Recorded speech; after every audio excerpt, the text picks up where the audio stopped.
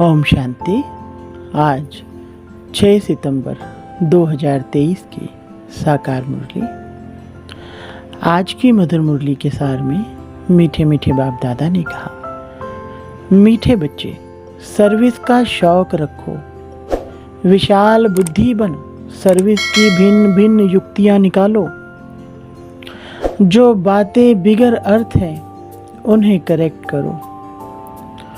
प्रश्न, आत्मा जो अजामिल जैसी गंदी बन गई है, उसको साफ करने का साधन क्या है? उत्तर, उसे ज्ञान मान सरोवर में डुबो दो। अगर ज्ञान सागर में डूबे रहे तो आत्मा की मैल साफ हो जाएगी। प्रश्न, ब्राह्मणों के लिए सबसे बड़ा पाप कौन सा है? उत्तर, ब्राह्मण अगर बाप की आज्ञा न माने तो यह बहुत बड़ा पाप है। बाप की पहली आज्ञा है तो मुझे निरंतर याद करो, लेकिन बच्चे इसमें ही फेल हो जाते हैं। फिर माया कोई ना कोई विक्रम करा देती है। गीत, छोड़ भी दे आकाश सिंहासन। ओम शांति। बच्चों की बुद्धि में क्या आता है? कौन आया है? बाप, टीचर, सदगुरु। मात पिता अक्षर तो जरूर चाहिए। मात पिता अक्षर भारत में प्रचलित हैं। तुम मात पिता, पीछे तुम कह सकते हो बाप दादा। वैसे तो मात पिता में बाप दादा आ जाता है, परंतु नहीं। यह समझाने का तरीका है, क्योंकि बाप है, माँ भी जरूर चाहिए। अब माता पहले कौन है? यह है गुह्यते गुह्य बात, जो कोई समझ ना सके। क्या प्रजापिता ब्रह्मा होने से भी माता चाहिए?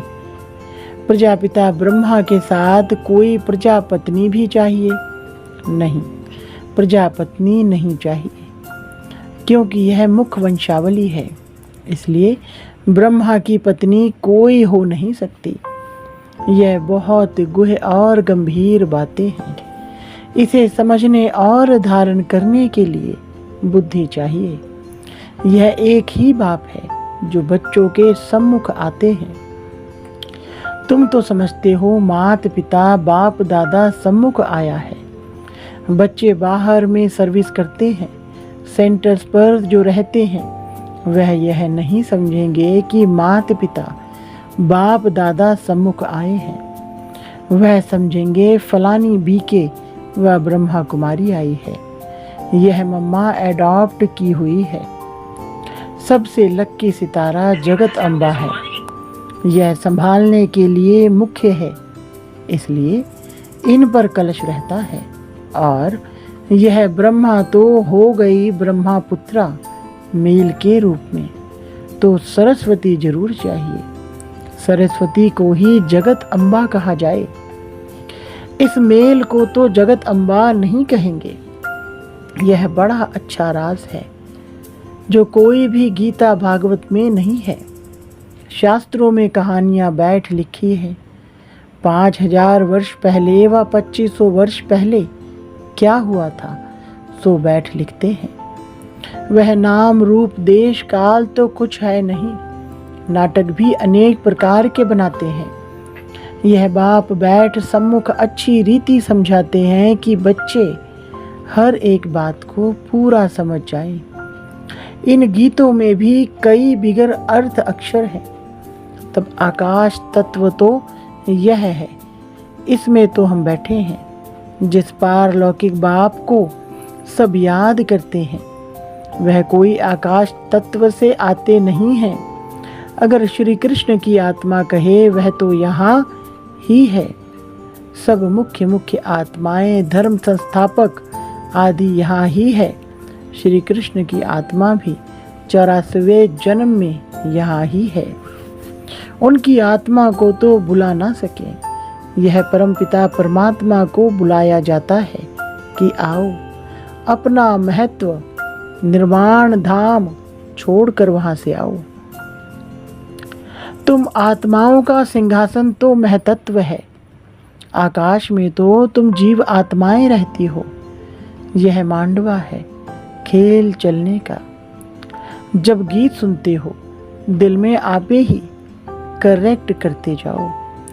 यह तो जिन्होंने नाटक बनाए हैं उन्होंने ही फिर गीत बनाए हैं। फिल्म शूट करने वालों को भी समझाना चाहिए, इसमें बड़ी विशाल बुद्धि चाहिए।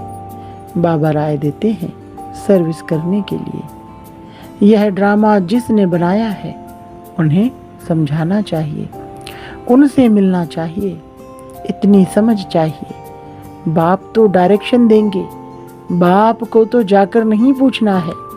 बाप तुम बच्चों को डायरेक्शन देंगे, ऐसे ऐसे करो, श्रीमत पर चलो। गीत। वास्तव में धरती यह भारत खंड है।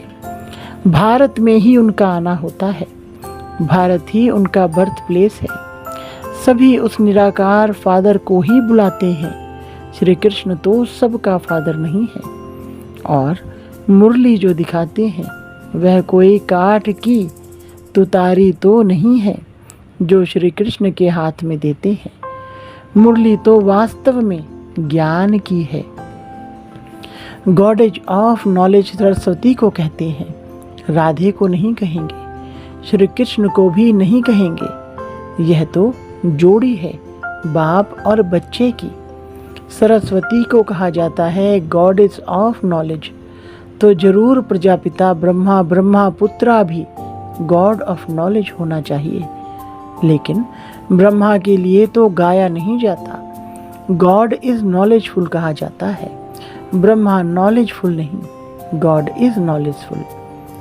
परमपिता परमात्मा ज्ञान सागर हैं तो जरूर अपने बच्चों को ज्ञान देंगे। पहले पहले इनमें प्रवेश कर इन द्वारा दूसरों को देते हैं। इनमें सब लक्की सितारे आ जाते हैं। ज्ञान सूर्य, फिर ज्ञान चंद्रमा, यह ब्रह्मा हुए।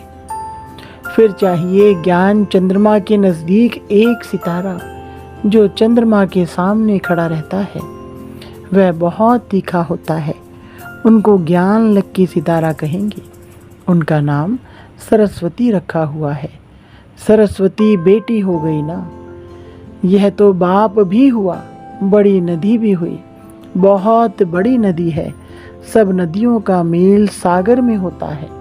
सागर और नदियों का मेला होता है। सरस्वती भी सागर में मिलती है।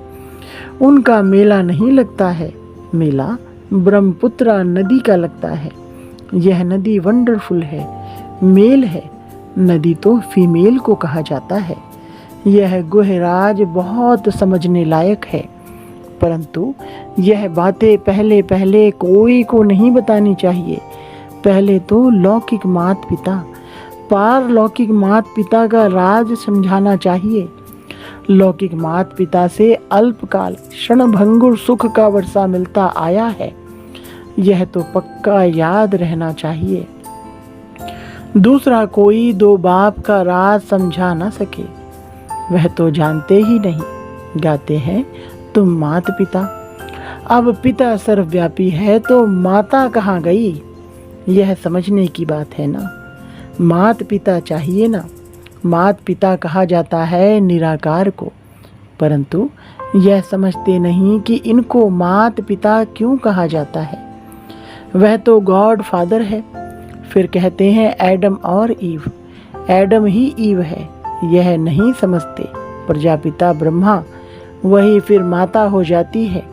एडम और ईव अथवा आदम बीबी कहते हैं, परंतु अर्थ नहीं समझ सकते हैं। बच्चे समझ सकते हैं। आदम बीबी वास्तव में यह है। बीबी सो आदम है। इनको बीबी आदम दोनों कह देते हैं। वह तो है बाप। यह बड़ी पेचीली बातें हैं। भारत में भी गाते भी हैं तुम माता पिता। ऐसे ही सुनी सुनाई पर गाते रहते हैं, अर्थ कुछ नहीं समझते। सत्यों को बहुत दूर ले गए हैं। लाखों वर्ष कह देते हैं, लॉन्ग लॉन्ग भी कितना। कहानी तो नज़दीक की ही सुनाई जाती है। तुम समझा सकते हो लॉन्ग लॉन्ग एगो, यानी 5000 वर्ष पहले इस भारत में देवी देवताओं का अखंड अटल सुख शांति में राज्य था और कोई राज्य नहीं था।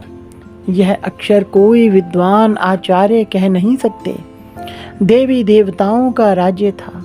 मालूम होना चाहिए कैसे स्थापन हुआ, लक्ष्मी नारायण कैसे बने, कैसे उन्हों की राजाई स्थापन हुई। उनके पहले तो कलयुग था, बरोबर कलयुग का अंत अब है, और कलयुग के बाद फिर सतयुग होगा। सतयुग सामने आ गया, जो लॉन्ग लॉन्ग था वह सामने आ गया।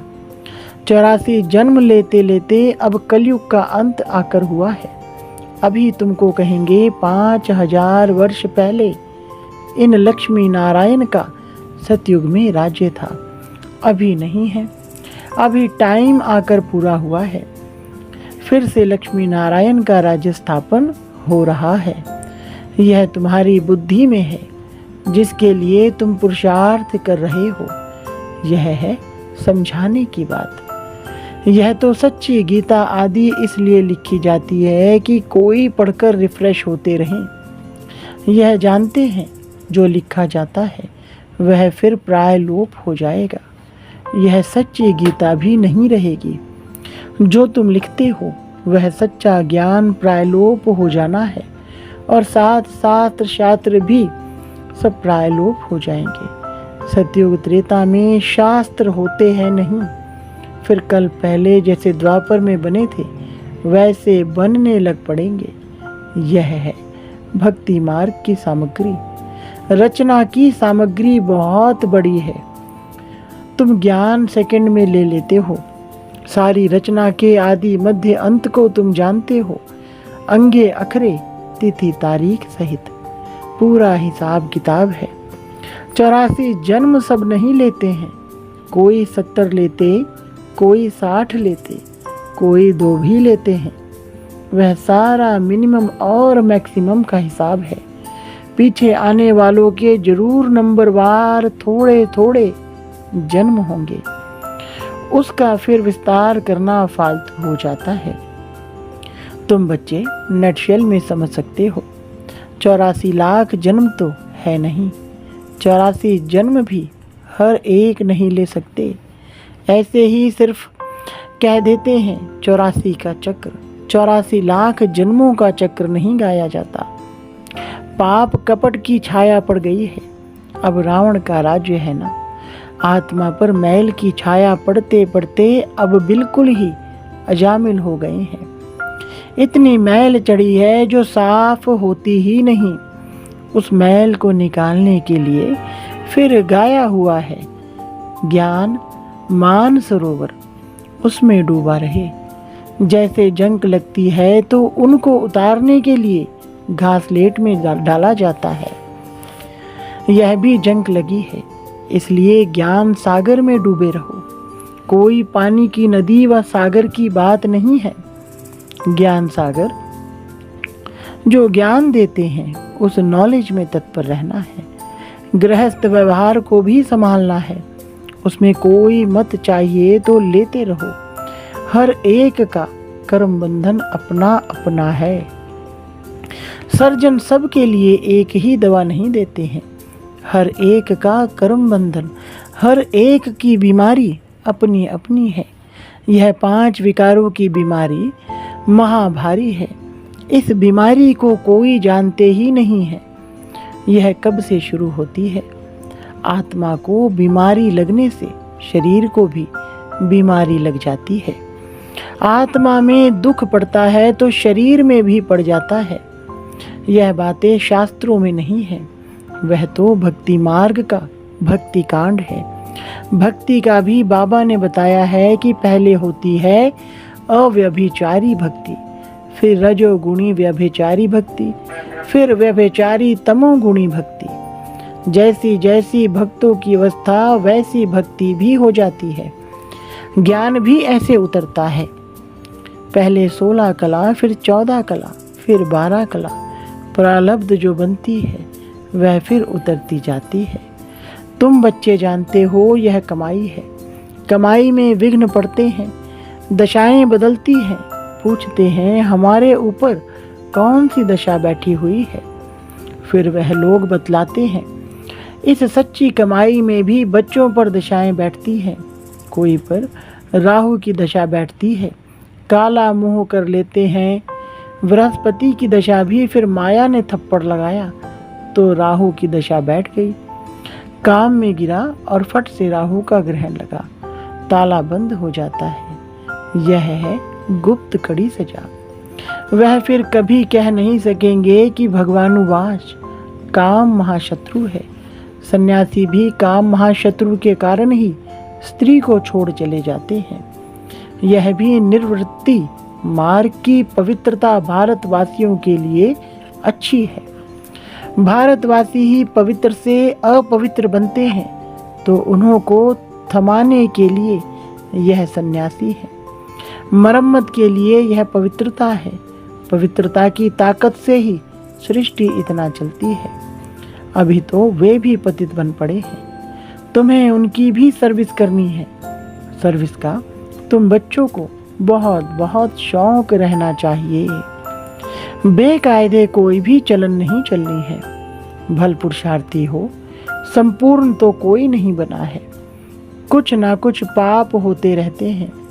बाप की आज्ञा ना माना यह भी बड़ा पाप है।